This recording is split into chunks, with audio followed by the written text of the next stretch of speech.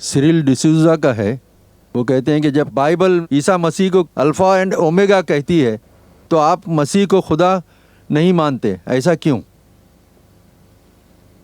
یہ حوالہ جو بائبل کا بھائی نے دیا وہ ہے بک آف ریولیشن میں سے چیپٹر نمبر 1 ورس نمبر 8، جس میں ذکر آتا ہے کہ I am alpha and omega. عیسیٰ علیہ السلام کہتے ہیں I am alpha and omega, the beginning and the and.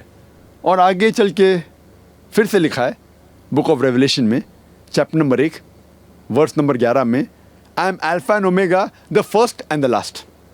لیکن ہم جب تحقیق کرتے پتہ لگتا ہے یہ جان ایک خواب دیکھتا ہے، ایک خواب. یہ بک آف ریولیشن میں سے ہے، book of Revelations chapter number 1 verse number 8. اور دوسری جو آیت میں نے کوٹ کی book of Revelations chapter number 1 verse number 11 کی ہے.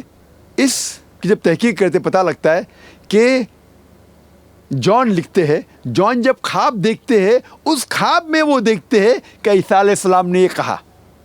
تو یہ کہنا کہ عیسیٰ علیہ السلام نے سچ میں کہا بالکل غلط ہے. یہ تو خواب میں وہ دیکھتے ہیں، اور اس خواب میں یہ بھی دیکھتے ہیں کہ جانور ہے 10 سر جس کے ہے اور ان کے سر کے اوپر سنگ ہیں اور کئی چیزیں جو بے بنیاد ہے اس بک آف ریولیشن میں لکھی ہے. تو اسے لوگ کہتے ہیں اسے سمجھنا مشکل ہے.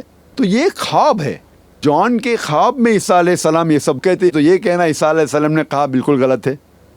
اور پھر ہم اور تحقیق کرتے ہیں، ہمیں یہ بھی پتہ لگتا ہے کہ اگر مان لو انہوں نے کہا بھی آئی ایم الفا اینڈ اومیگا، جو انہیں نہیں کہا alpha and omega first and last, میں سب سے پہلا تھا اور آخری تھا. ہمیں پتہ ہے بائبل میں لکھا ہے عیسیٰ علیہ السلام کی پیدائش ایک سٹیبل میں ہوئی، ایک استبل میں ہوئی. وہ پہلے تھے نہیں. تو بالکل غلط ہے یہ کہنا کہ عیسیٰ علیہ السلام پہلے تھے اور لاسٹ ہے. وہ لاسٹ بھی نہیں ہے. تو اس سے پتہ لگتا ہے کہ یہ ایک خواب تھا، اور خواب میں جان یہ دیکھتا ہے. عیسیٰ علیہ السلام نے خود کبھی بھی نہیں دعویٰ کیا کہ میں خدا ہوں یا آپ میری عبادت کرو. Hope the answers the question.